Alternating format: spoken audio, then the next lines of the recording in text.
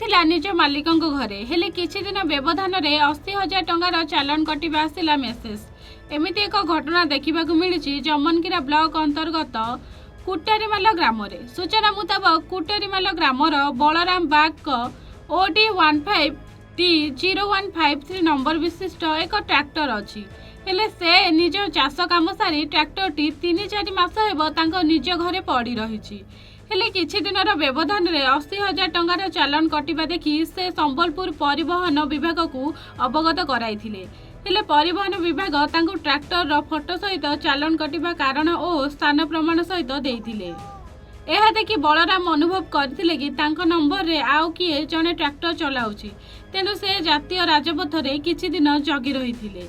हठात तांको नजर को आसीथिला तांको नंबर लागिथिबा ट्रैक्टर।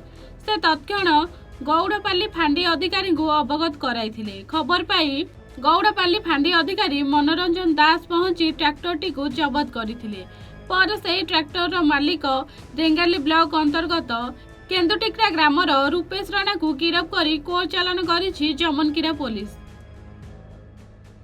आज्ञा मोर गाड़ी रे थिला से जेहेतु 6 मास लानो गाड़ी नि चला बसी रही सेनु बार बार तामने मोर बुंदी मेसेज आला 80,000 चारटा मेसेज टिए 80,000 हैला।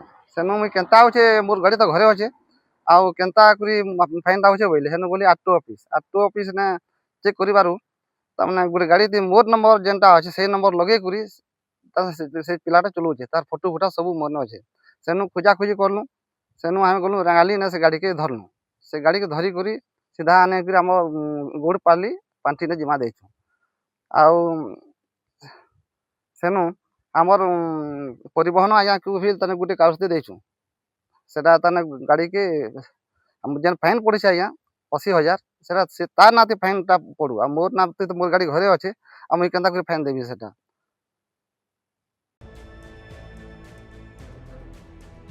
Jamankira Satyapriya Mahapatra report A1 Odisha.